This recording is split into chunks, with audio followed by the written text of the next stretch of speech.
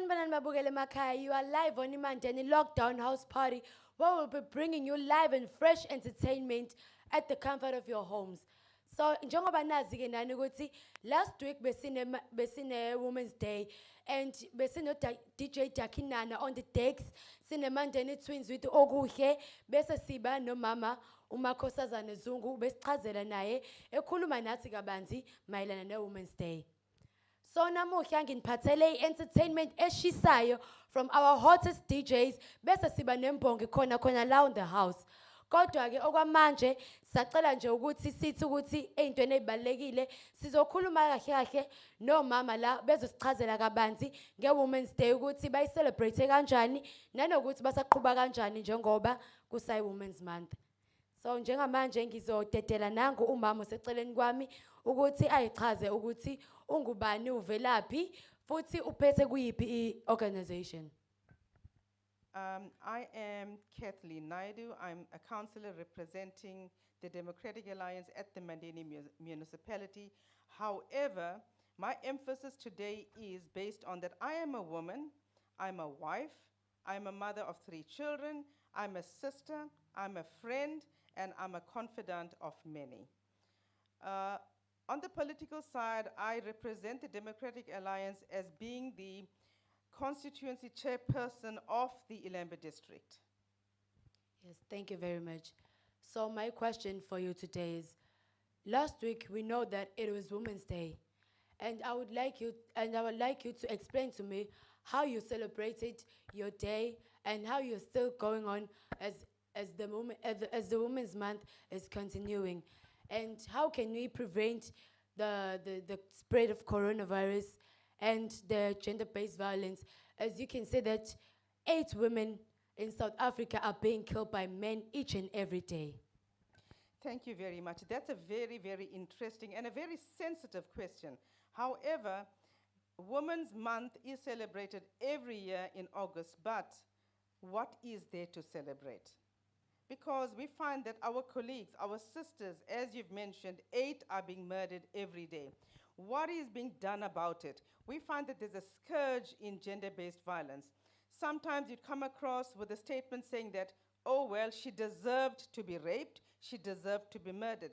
How then do we account for when a 2-month-old baby is murdered or raped? Because that 2-month-old baby is still in diapers. So I think it is a male psychological disease. And I firmly believe that the government itself should stance down very, very harshly and afford punishment that's due to the people concerned.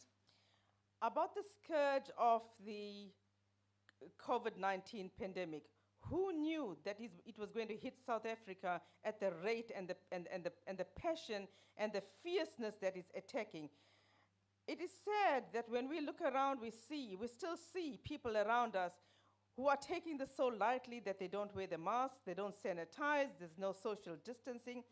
Let's take it upon ourselves. The responsibility lies within each one of us to educate the person next to us about the importance of these safety PPEs. And in that way, we could maybe help reduce the curve of this pandemic. It is spreading very fast, guys. And also, it is going to be such a terrifying moment when we realize that we're losing people who are very, very young, who are very close to us, and who reality will strike in, who people will be attended to the hospitals, and when they have to be intubated, it is a very, very serious condition. Intubation is when a metal device is inserted forcefully through your throat, into your lungs to force you to breathe. Who wants to go through something like that? So guys, let's be very cautious. Let's take every precaution and let's practice safety and let's help and educate each other. And most of all, let's stay safe in our homes. Don't go out. Only go out if it is absolutely necessary. Thank you, ma'am, for answering those questions clearly. And can you please tell the viewers at home where can they find you if they need anything, maybe on your social media platforms, the office that you're working in? To the community out there, I could be available at any time, 24/7. That's my assurance to you. Reason being, as a politician, I am your servant. I am available. My number is 083-218-5029. You could contact me on this number via WhatsApp, via Twitter, via email, or on my Facebook page. Okay, thank you very much. But can you please tell the viewers at home your Facebook page? If you go into the Ilembe constituency, type on Kathleen Naidu and my Facebook page opens. Okay, thank you very much. Okay, babukele emakhaya nanizweleke lo bengade ngikhuluma naye beku-Mrs. Kathleen Naidu. Njengamanje sesizodlulela phambili kumama wethu wesibili, umama uNonkekia Sibiya.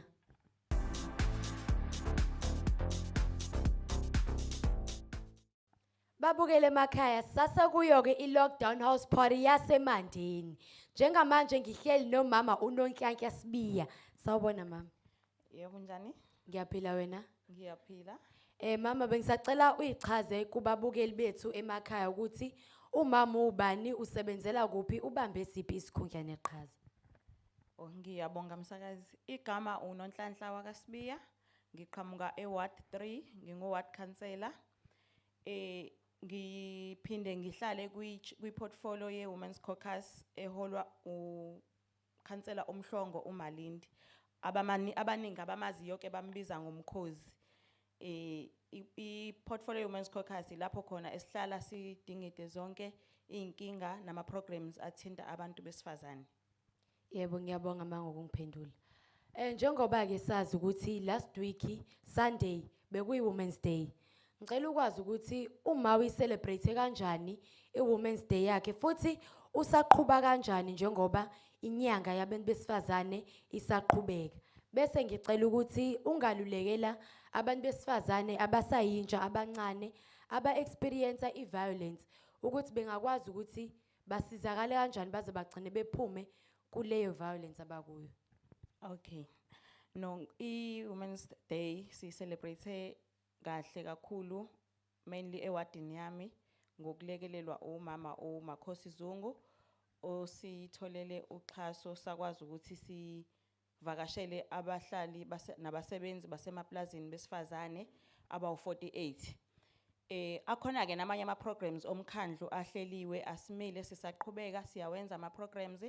I-program ezolandela nje emaduze sithagethe kakhulu ama-senior citizens ogogo above 100 years esizobavakashela emakhaya sibaphathele izipho njengamagawuni, ama-slippers kanye nezinto ezimnandi lezi esizazi ukuthi zithandwa abantu asebebadala. Bese i-program elandelayo esizoyenza futhi engicabanga ukuthi yona sobe sesiyovala ngayo inyanga yabantu besifazane.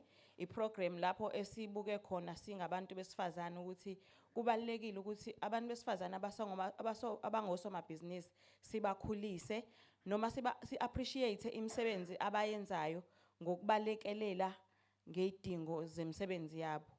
Njengokuthi nje uma ngabe umama noma umuntu wesifazane owenza ubuhlalo sizokwazi ukuthi simlekelele simthengele ubuhlalo simhambisele akwazi ukuqhubeka nebhizinisi lakhe. Izinto ezikanjalo nothi ke leli lobuhlalo kuphela bengenza isibonelo ukuthi sizobalekelela kanjani omama noma abantu besifazane emabhizinisini abo nokuthi sibakhulisa kanjani. Ziningi ke inhlelo ezikhona ngokomkhandlu lenyanga nje ukuthi kune COVID asiphazamisekile kwamanye ama-programs ebesivele siwahlelile sizoqhubeka nawo ukuthi sizobe sibayile emakhaya labasebenzela khona abanye. Ngiyabonga mama ngokuthi ungiphendulele kahle umbuzo. Ngicela ungitshela ababukeli emakhaya ukuthi bengakwazi ukukuthola kanjani mhlawumbe ama-social media platforms akho nanokuthi bengakuthola kuliphi i-office mhlawumbe osebenzela kulo. Oh, before ngisho ukuthi ngitholakala kanjani bekukhona umbuzo obusalile ukuthi ikuphi engingalekelela ngakho abantu besifazane abasebancane ukuthi baqhele entweni ye-violence. Ayikho into yosisiza njengabantu besifazane ngaphandle ukuthi sifunde ukuzimela nokuyilwela ngoba siyabuka ukuthi isikhathi esiningi i-violence esibhekene nayo ikhozwa ukuthi sincike kakhulu kubantu besilisa ikakhulukazi ngoba ibona abasihlukumezayo. asifuni ukuphuma kumuntu nasempilweni yakhe, sifuna ukuncika, singafuni ukuba nezinto zethu siyimele sizenzele yonke into. Ngingakusho nje ukuthi abasebancane abasanethuba lokuthi bafunde abahambe beyofunda, abangebe sakwazi ukufunda abangene ezintweni zamabhizinisi. Zikhona izinto eziningi zamabhizinisi engadingi ukuthi uzube neskill esithile ukuze ukwazi ukuthi uphumelele kuzona.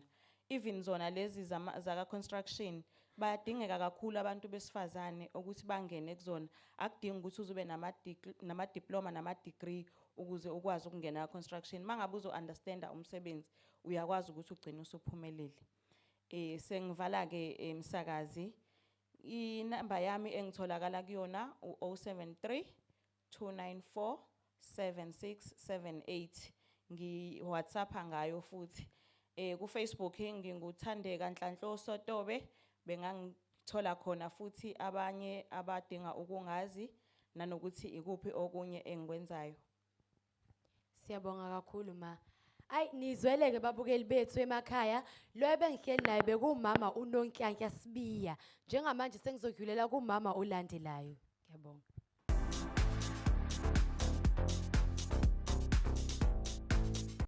Babukele emakhaya sisakuyo ke i-lockdown house party yaseMandeni. Njengamanje angisahleli nomama uNonhlanhla Sibiya, sengihleli nomama uShandu. Sawubona mama. Yebo sawubona msakazi. Njani? Ngiyaphila kakhulu. Yebo nathi siyaphila. Bengisacela ukuthi umama tshela ababukeli bethu emakhaya ukuthi ungubani, ungwangabani, uvelaphi, ubambe liphi iqhaza, uvela nakuyiphi inhlangano. Umama uShandu lo owaziwa ngikuwa 10 endaweni yaseGqumeni ngokomkhandlu kamasipala ngikukhansela waka wa 10. Obuye ehlale ekomidini le Women's Caucus, aphinde ehlale ngokwekomidi legender ke okuyilona ke libuye lididiyele izinto eziningi elingaphatha abantu besifazane kuphela. Yebo siyabonga mama. Bengisacela ukuthi umama njengoba mina ngihleli phambi kwakho ngiwumuntu wesifazane osamncane futhi angazi ukuthi mangahle ngithi ngiyaqala ngicelebrate iWomen's Month or iWomen's Day ngingathi ngiqala kanjani. Bengisacela ukuthi umama angichazele kabanzi ngalokho. Lolu suku sizocela ukusho ukuthi kunomama abalilwela kakhulu, umzabalazo womama oLillian Ngoyi, oWinnie Mandela, okuyibona abantu abalwa besaqala nje nokulwela ukuthi abantu abahlukane nokuphatha amapasi uze sibe kulesi sigaba esikuso namhlanje. But ke intsha yethu ikakhulukazi njengomuntu osewumama ngosuku lo mama lwangesonto, sicela ukuyigqugquzela kakhulu ukuthi ayithathe igxathu elikhulu lokwazi ukuthi bazimele njengomama basebancane. Ikakhulukazi intsha yethu ifuna ukudependela kakhulu kubantu besilisa, ifuna ikakhulu ukuhlala nabantu besilisa ngoba injongo yabo ukuthi kufanele ukuthi bafunde ukondliwa, kanti ikakhulukazi kufanele befunde ukuzimela. Ikakhulukazi kuhulumeni manje ukulomkhakha othi vuka uyibambele. Uma kuthiwa vuka uyibambele khona nalento yakwa agriculture okufanele abantu ikakhulukazi njengabantu besimame bagxile kuyo yokulima.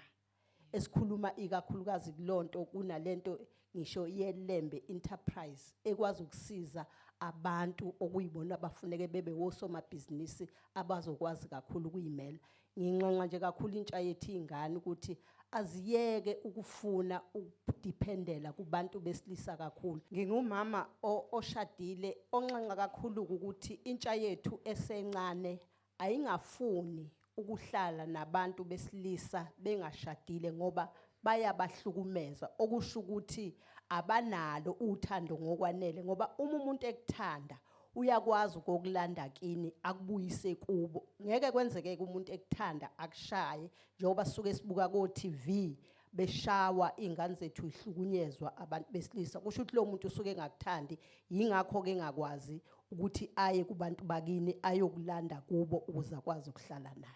Bese kuthi ke njengoba kuusuku lwangesonto sibonge kakhulu uMakhosazane Zungu ukuthi noma simsele kuyi-national akwazi ukubuya azokhumbula ukuthi kufanele enza ama-program abantu besimame esibone edlala indima enkulu kakhulu wavakashela emaplazini lafike abona khona ukuhlala kwabantu besifazane behleli eindaweni ezingekho kahle. Siyamncoma kakhulu ngalelo qhaza alenzile walibamba ukubuya aphindele emuva wangasho ukuthi sengiyilela engikhona wazokhumbula ukuthi usuku lo mama kufanele azolenza endaweni yakubo yaseMandeni. Mhlambe ke okunye kuzoba ukuqaphisa nje kakhulu abantu kunalesi sikhathi se-lockdown ukuthi siyafisa ukuthi abantu abasanitize bafaka ama-mask noma kade uhambile ekhaya kubalekile ukuthi faka i-mask ngoba uma ubuya ungawuhloniphi umthetho owenziwe uhulumeni uzothelela wonke umndeni wakhe ekhaya sigcine sebegula kugula bonke abantu. Ngicabanga ukuthi izona iyalelo kakhulu ukuthi abantu umthetho kaHulumeni abawugcine njengoba ewusho umkhandlu wonke waseMandeni umphakathi wonke waseMandeni siyafisa ukuthi umthetho we-lockdown abantu bawuhloniphe. Ngiyabonga. Yebo siyabonga kakhulu ma. Besisacela ukuthi utshele ababukeli emakhaya ukuthi bengakwazi ukuthola kanjani mayelana nenkundla zokuxhumana uma befuna ukukhuluma nawe. Einkundleni zokuxhumana inombolo kaMama Shandu 072 10 55331 iyona nombolo loyo engibuye ngiWhatsApp ngayo. Izona nombolo lezi engitholakala kusona. Ngicela ukubuza uma akatholakala mhlawumbe ko Facebook noma uTwitter. Angitholakali ko Twitter na ko Facebook njengomuntu osewumama oganile futhi kodwa yizo lezi engitholakala kuzo ngenxa ukuphoqeleka ukuthi kuphoqelekile ukuthi sikwazi ukuthi sitholakale njengokhansela. Yebo siyabonga kakhulu ma isikhathi sakho nokuthi ukwazi ukuzohlala nathi la ube kanye nathi siyabonga. Ngiyabonga kakhulu. Ay nizweleke nani babukele emakhaya lo behleli phambi kwenu bekumama uShandu. Ngithembe futhi ukuthi laba esibiza nabo ngama 2000 bazwile ukuthi kumele benze njani ukuze bayiqhelelanise ne-gender based violence. Umama ubesekhulumile nathi ngiyathemba ukuthi sonke silalelile. Ngiyacela futhi ukuthi sihloniphe imigomo nemibandela ye-COVID-19 sisanitize si-social distance from abanye abantu ukuze sikwazi ukuthi sigcine siphephile futhi singakwazi ukuthola leli gciwane.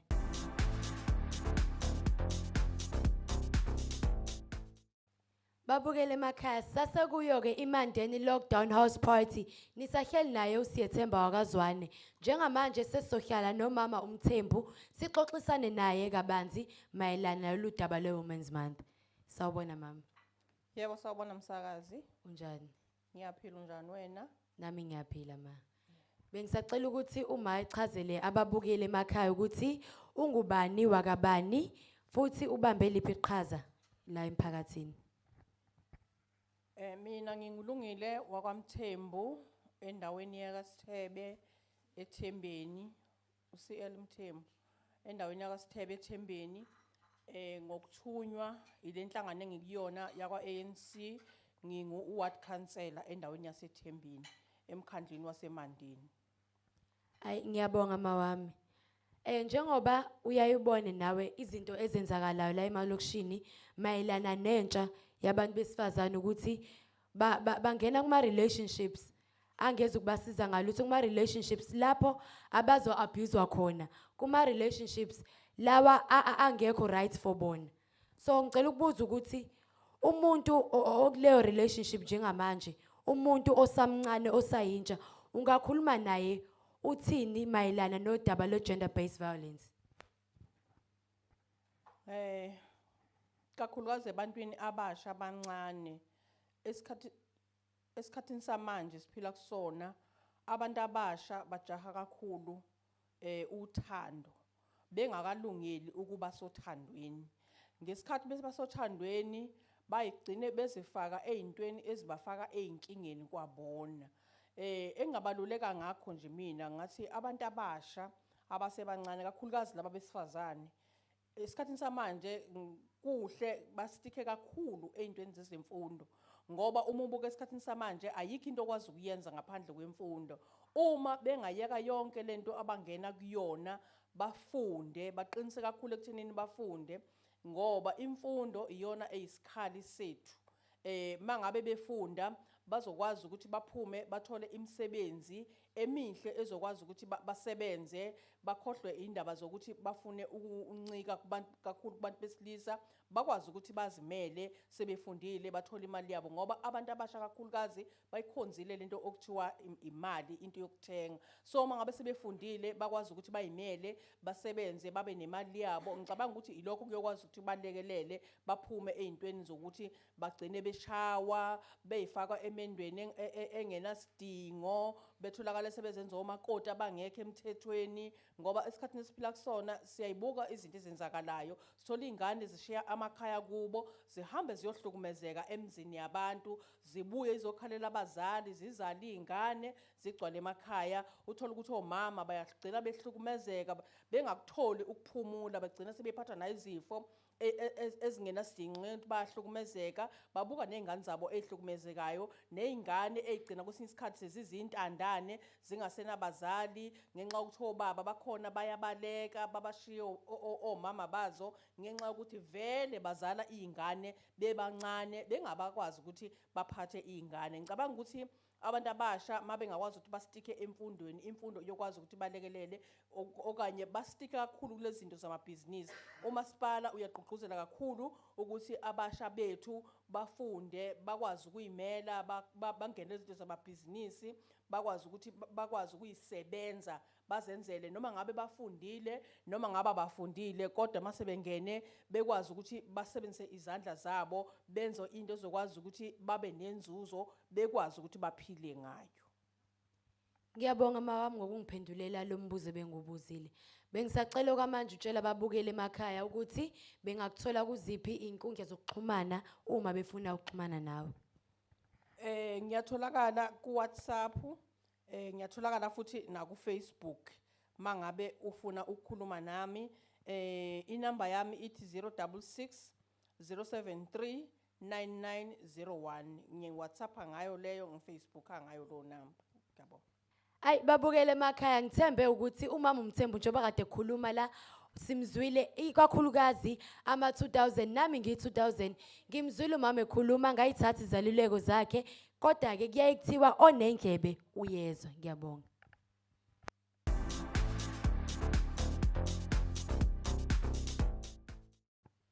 Babukele emakhaya sisasekuyo ke i-lockdown house party yaseMandeni. Njengamanje ke asisahleli nomama uMthembu, sesihleli nomama uDlamini. Sawubona mama uDlamini. Yebo, sawubona msakazi. Yebo unjani mama? Ngiyaphila singezwa nina sisi. Ay nathi siyaphila mama. Bengisacela ukuthi siqale ngokuthi uyizazise kubabukele emakhaya ukuthi umama ubani futhi uvelaphi.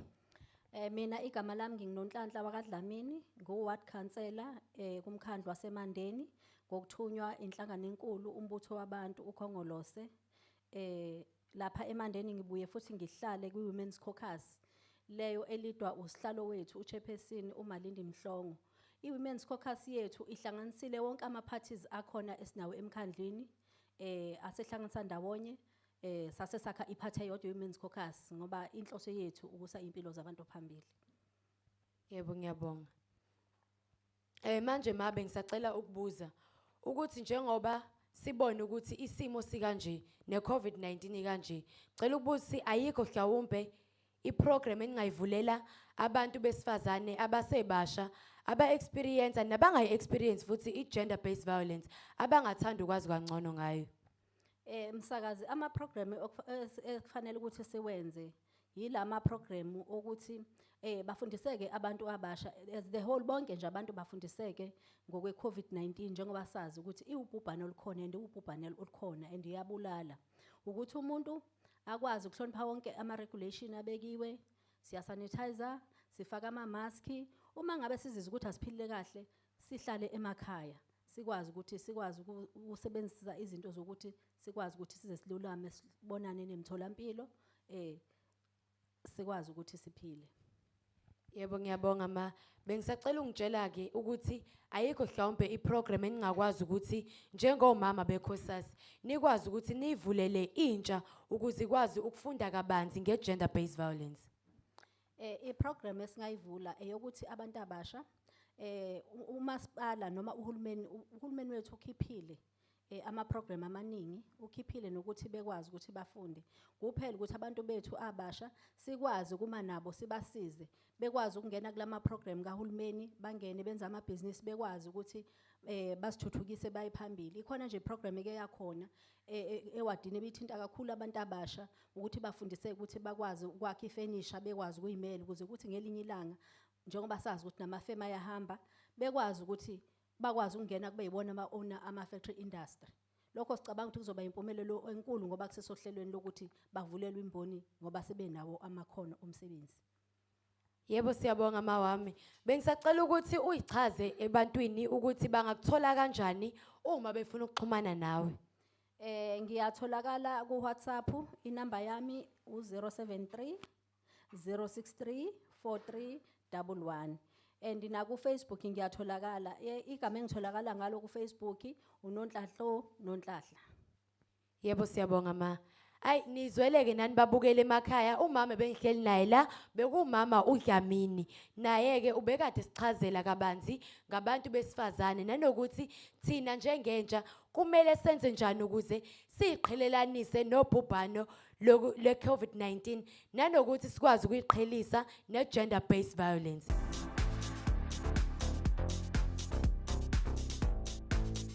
Babukele emakhaya, you are still live on iMandeni lockdown house party. Nisahleli nali 2K lakazwane laseMandeni. Njengamanje sesihleli nomama uMgetshe naye uzoxoxisana nathi kabanzi nale ndaba esixoxayo. Sawubona mama. Sawubona mazikode. Yebo njani mama? Ngiyaphila sisunjani? Ngiyaphila nami. Bengisacela ukuthi uma azazise ebantwini ukuthi ungubani wakabani futhi uvelaphi. Ngibonga kakhulu umsakazi ngithe mhlambe bengisathi ke before ngiqhubeke ngizofisa ukuthi ngiqale ngibingelele abantu besifazane bonke abakhona abantu besifazane bonke emakhaya ikakhulukazi abasha baseMandeni bingelele uhlalo we-women's caucus okuyena ohlelelele usuku lanamhlanje langesonto ukuthi sikwazi ukuthi sizoza lapha ukuze sikwazi ukuthi sikhulume nabantu ikakhulukazi baseMandeni okuyibona abasikhethile ukwazi ukuthi sibamele lapha emkhandlweni umama ke usibusisiwe uzamile wakamdletshi Sibongo unikeza umsebenzi ukuthi alide ikomiti labantu abasha ngaphansi komkhandlu waseMandeni. Yebo ngiyabonga ma. So uma last week nginesho ukuthi uyazi ukuthi last week Sunday bekuyi Women's Day. Futhi njengoba inyanga isaqhubeka kusayiyo iWomen's Month. So uma encourage kanjani iyouth ukuthi celebrate iWomen's Month. Ngibonge kakhulu futhi umsakazi ngijayele ukuthi ngibonge ngoba isimo esinjengalesa sisijwayele ukuthi sisithole kodwa ke ngoba sesikwazile ukuthi sisithole mhlawumbe into yokuqala umuntu afisa ukuthi ayisho ukuthi inyanga abantu besifazane fanele ba celebrate njalo kodwa ke inyanga kaAugust yona ke ngoba iyona eyadeclare njengenyanga yabo kodwa kusho ukuthi fanele kulinde ukuze kube August ukuze ukwazi ukucelebrate umuntu wesifazane kufanele sikwazi ukuthi uNkulunkulu ngesikhathi eqala ekhanda umuntu wesilisa kodwa wathi uma esembeka umuntu wesifazane wasethi ngizoletha umuntu wesifazane okuyena ozokwazi ukuthi akugade okuyena futhi ngesikhathi semdalile wasethumela ke imiyalelo ukuthi fanele kumphathe kanjani lokho kukodwa kusho ukuthi umuntu obaluleke kakhulu ngoba umuntu wesifazane kokuqala uma ikhaya kuye kohamba inaqala liyaphela lelo khaya kodwa uma uhamba umuntu wesilisa kusala umuntu wesifazane liyakwazi ukuthi liqhubeke kungabonakala ukuthi khona umuntu ongasekho and 2 uma ukhanda umuntu wesifazane noma umfundisa umuntu wesifazane fanele wazi into eyodwa ukuthi ufundisa umhlaba wonke kodwa uma utrain umuntu wesilisa utrain umuntu wesilisa umuntu oyedwa so ke kubalekile ukuthi abantu besifazane bakwazi lokho ebese mhlambe before ngingele ukucelebrate ngiyafisa ukuthi ngiyichaze naleyo ukuthi enye into esibamba kakhulu thina njengabantu besifazane okufanele sigcile kuyona uma sikhuluma kulenyanga abantu besifazane leyo ukuthi angazi ukuthi soyiqeda kanjani lena yokuthi umuntu wesifazane abe nomona nomunye umuntu wesifazane ngoba enye into edala ukuthi umuntu wesifazane angakwazi ukuthi aphumelele abantu abamletha down kusuke kwabanye abantu besifazane ngoba thina sinayo lento ukuthi sisupportane mhlawumbe umuntu uzothi ke u2020 ngoba unyaka sibona ngathi uhluke kakhulu ngoba uhlukane ngoMarch waphinde futhi waba nesimo sokuthi kube khona iCovid umuntu uzofisa nje ukuthi akusho ukuthi mhlambe asiwuthathe njengalonyaka njengonyaka esizothi thina njengembokode imbokode yango1956 yakwazi ukuthi ihlangane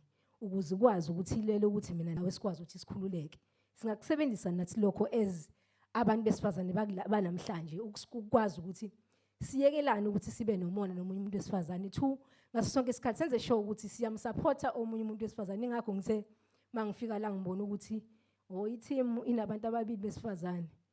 Ngase ngikhuluma no-manager ku-WhatsApp ukuthi kune-talent engilibonayo la, kodwa ngiyabona ukuthi lo muntu wesifazane lo okuyena osinterviewayo uyena umuntu owaphethe la, ngoba uyena umuntu engimbonayo ukuthi uyena owenza ukuthi ukwazi ukuthi umcimbi wanamhlanje ukwazi ukuqhubeka.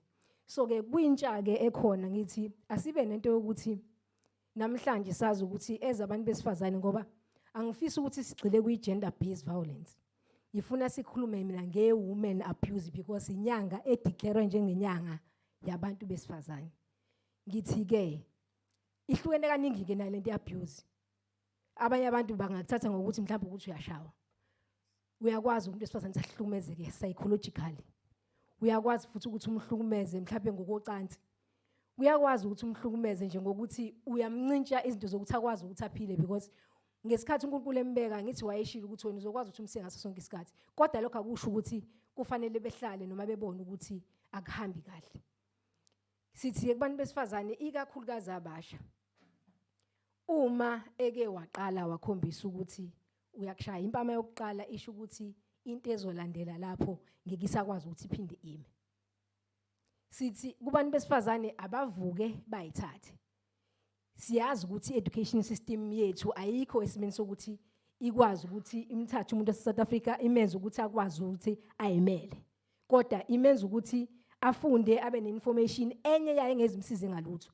Kodwa siyaqhuquzela ukuthi abahambe bayofunda, bangene futhi nasemabhizinisini, ngoba abantu besifazane bango-1956 bakwazi ukuthi basilwele ukuthi sikwazi ukukhululeka. Abayiyeke into yokuthi bayisabe indaba yokuthi bangene kumabhizinisi, ngoba kulula ukuthi umuntu wesifazane umgxeke, kulula futhi ukuthi umkhiphe kwisiporo ubone ukuthi, ngoba umuntu wesifazane kwakubona ukuthi uyaphambili, ubona uyi-competition, ngoba ngathi sonke isikhathi ufuna ukuthi wena uhleze ulandela yena. Sithi-ke kubona asikuvimba ukuthi bangene othandweni, kodwa nakhona futhi lapho akufike phela isikhathi esithile esikwenza ukuthi kubonakala ukuthi useredi lo muntu usangene othandweni, ngoba ezinye zezinto ezidala ukuthi abantu besifazane babulawe, abanye abantu besifazane begcine behlukumezeka, yilento yokuthi baphile impilo yestage abangakafiki kusona. Angazi noma ngizwa uyisho kahle umsakazi. Umuntu afuna ukuphila impilo kube neziteji azozeqa, agijimela ukuphila impilo yokuba usisi engakazi abe intombazane. Asuke ekubeni nabe ingane bese efuna ukuthi abe usisi. Emva kwalokho into ezolandela uzobe seyithatha impilo yakhe bese yinikela komunye umuntu kube yena ozokwazi usamranele yona. So waseyingike kubantu besifazane ikakhulukazi abasebancane, siyafisa ukuthi bafocus ekuthenini bafunde, bangazenyezi, bangazidoubt ukuthi bangene entweni yamabhizinisi. Ikhona iminyango uhulumeni ayenzile ukulekelela ikakhulukazi abantu besifazane nabantu abasebasha. Kunesishoko esijwayele ukusishoko esithi awukwazi ukuyithola uma uhlezi ekhoneni. Kuze kubuze ukuthi uzoyithola kanjani ngoba wena uhleli ekhoneni. Phuma-ke uhambe e-ofisini engikulona engithunywe kulona, lidila nayo yonke into ephathelene nabantu abasha ngaphansi kwasemandeni. Ingakho ngesikhathi uThola efike ezopresenta ngabona ukuthi umuntu omusha, ngabona kufanele alekelelwe ukuze azokwazi ukuthi aqhubeke, akwazi ukuthi nabanye abantu basemandeni abasha bakwazi ukuthi babone ukuthi akukhona kuphela ukuthi ufunde okwazi ukuthi kukuthathe kukubeke kwenye level. Futhi siyimisela ukuthi sisazoqhubeka sisupport abantu abasha sibabonayo ukuthi impilo yabo abayibekile ekuthenini ifanele baphile emandeni kuphela. Ukuphila kwabo fanele ukuthi kube ukuthi mabephila baphilisa bonke abantu abakhona ukuze kwazi ukuthi sibe nekusasa eliqhakazile for wonke umuntu wase South Africa. Ngiyabonga. Ngiyabonga ngempendulo yakho, futhi ngiyabona ukuthi nezeluleko zakho baningi abantu engabasiza la ngaphandle. So bengicela ukuthi utshela ababukeli emakhaya ukuthi bengakwazi ukukuthola kanjani noma bexhumane nawe kanjani.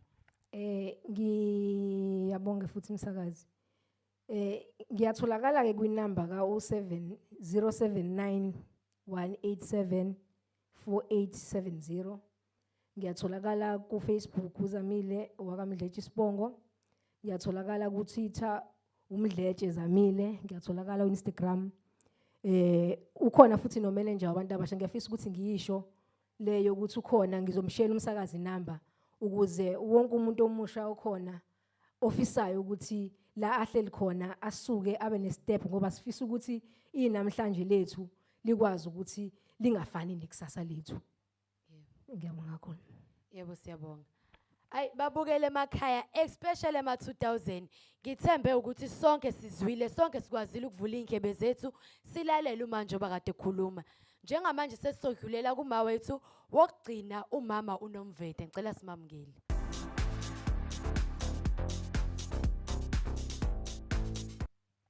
Babukele emakhaya sasekuyo ke i-lockdown house party yasemandeni nisahleli naye ke uSyethemba Zwane njengamanje sesihleli noma wethu wokugcina ngci umama uNomvete sawubona mama. Sawubona ndodakazi. Unjani? Ngiyaphila amaziko athu njani wena? Nami ngiyaphila. Ngiyabonga. Yebo bengisacela ukuthi uma achazela abantu abasemakhaya ukuthi kahle yena ungubani wakabani uvelaphi. Ngibonge amazikode. Ngibingelele umphakathi wasemandeni wonke. Ngiphinde futhi ngibingelele usihlalo wabantu abasha emandeni ukhansela uZamile Mdletshe. Ngibingelele usihlalo wethu eziwonke amakhansela asemandeni we-Women Caucus ukhansela uMalindi Mhlongo. Ngingamkhohlwanga uDeputy Mayor wasemandeni osimele sonke njengamakhosikazi kwi-Commission ilembe yonke. Ukhansela uNomveliso lo okwikomiti labantu abasha okwikomiti labantu besifazane ngiyaxolisa.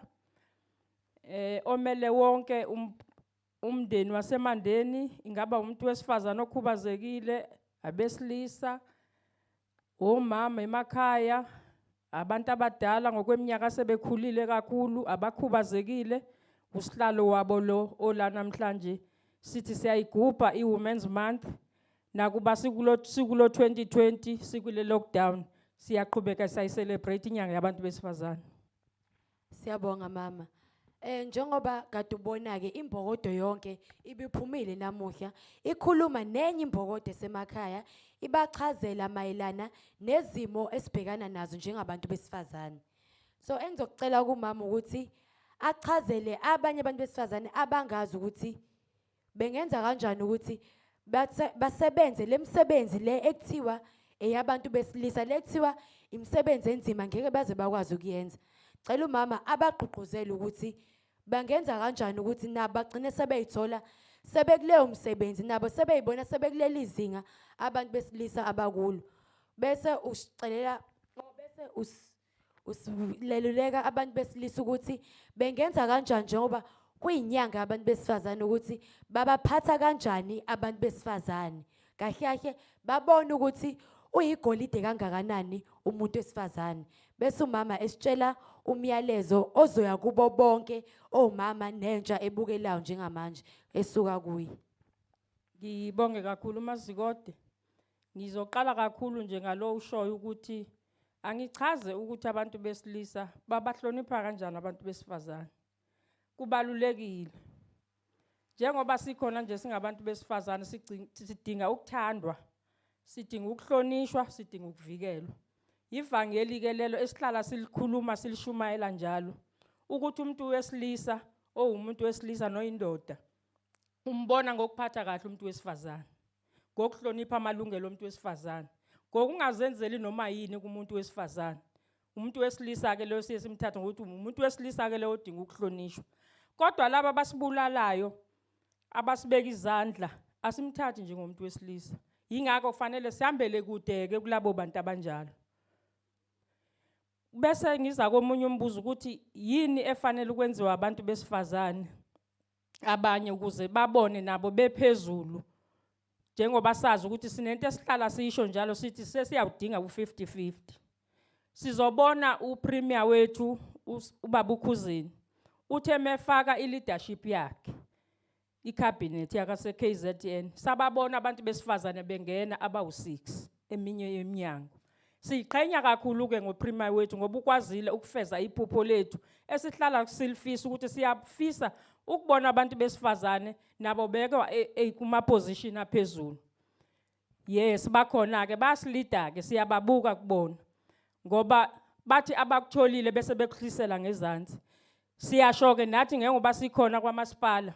Kulabo bantu besifazane abasemakhaya kuwo wonke ama sectors. Sithi abantu besifazane manje, now is the time. Asisukumeni siyibambe iqine. Awukho umsebenzi ekuthiwa umuntu wesilisa. Ngoba sikulo 50-50 nje sikusho kuwo wonke ama department. Siyakwazi ukungena sibambe iqhaza ayikho into ehlula umuntu wesifazane. Sizokwenza kwenzeke. Inqobo nje masisupportana sibambene singabantu besifazane. Bese ngithi ke kubantu besifazane abasebasha. Ushilo udadewethu la ukhansela uMdletshe wathi uzoyithola kanjani uhleli ekhoneni. Kufanele basukumeke. Siyajabula ke ngoba sinayo usihlalo wabantu abasha. Ngicabanga futhi bayamazi. Uyasukuma, uyagijima. So abangahlali ke emakhaya iminyango kwamasipala ivuliwe yabantu abasha, abomama iminyango ivulwe yonke kwamasipala. Mawufuna ulwazi uzolithola. Ukhona ke kulona wami umnyango ubaba esebenzisana nayo nezingane zonke esebenzisana nazo. Ukhona umbaba uMwandla, makukhona odinga usizo ukhona ubaba uMwandla. Ukhona uMthembu siyabonga Mthembu abakhona eminyangweni noNompumelelo Zungu bakhona eminyangweni.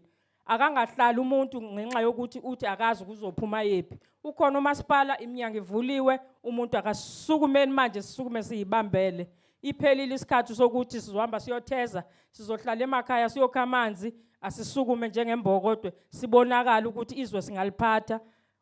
Mawubeke umuntu wesifazane kwiposition usuke ungambekelanga ukuthi uyobuka ukuthi ufaila kangakanani. Mase bekiwe kufanele kube yithina esisupportanayo sinyusane siye phezulu ungangibhekeli ukuthi ngizoba yifaila kuphela fanele ungiphakamise la ubona ngiwakhona ngalondlela sokwazi ukubambisana sakhe isizwe siyaphambili. Ngiyabonga bangokungiphendulela imibuzo kahle kangaka. Bengisacela njengamanje ungikhulumela nabantu emakhaya ukuthi umama utholakalaphi kahle kahle bengaxhumana kanjani naye mayelana nezimo ezithize abasuke bebhekene nazo. Ngibonge kakhulu. Unomveliso nomvetelo uyatholakala ku WhatsApp, uyatholakala ku Facebook. Inamba ke atholakala kuyona u-082 389 6685. Nakwamasipala ke uyangithola izinambeni zakhona noma ushiya umyalezo kuwo wonke ama office ngiyatholakala. Sibonga kakhulu. Sisho njalo nesiqubulo sethu sithi wathinta imbokodo wathinta abafazi uzofa finish. Asidlali siyanyakaza siyasukuma. Malibonge igama lamakhosikazi. Siyabonga kakhulu mawethu. Ay nathi ke sonke emakhaya ngithemba ukuthi sizwele sikwazile ukulalela sakwazi ukuthatha imbono abasibonisa ngayo sithathe nezeluleko. Ay babukele emakhaya njengamanje